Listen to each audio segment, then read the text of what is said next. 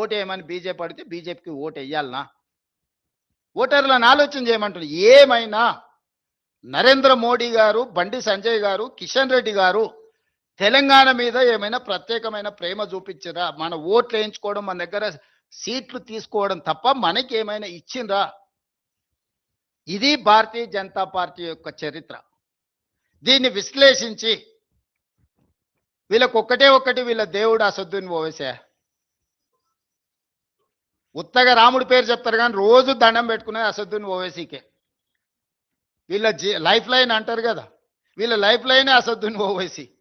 ఆయన పేరు లేకుండా, ఆయన జపం లేకుండా రాముడి పేరు ఎన్నిసార్లు వీళ్ళు తలుచుకున్నారో, అసదుద్దీన్ ఓవైసీ పేరు ఎన్నిసార్లు తలుచుకున్నారో చూడండి.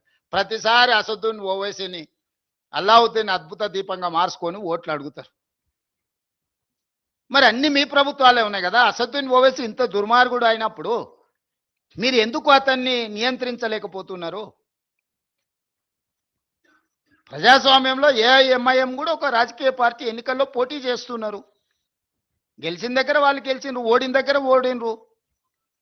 వాళ్ళు గుజరాత్లో పోటీ చేసిరు, ఉత్తరప్రదేశ్లో పోటీ చేసిరు, బీహార్లో పోటీ చేసిరు, మన వెస్ట్ బెంగాల్లో కూడా పోటీ చేసి 5 సీట్లు గెలిచిరు.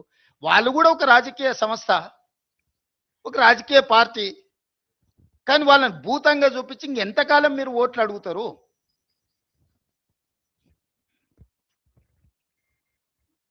కాబట్టి కేవలం మత విద్వేషాలను రెచ్చగొట్టి కొన్ని రాజకీయ పార్టీల నాయకులను భూతంగా చూపించి రాజకీయ మనుగడ సాధించాలని ఆలోచన చేయడమే వాళ్ళ భావ దారిద్ర్యానికి పరాకాష్ట.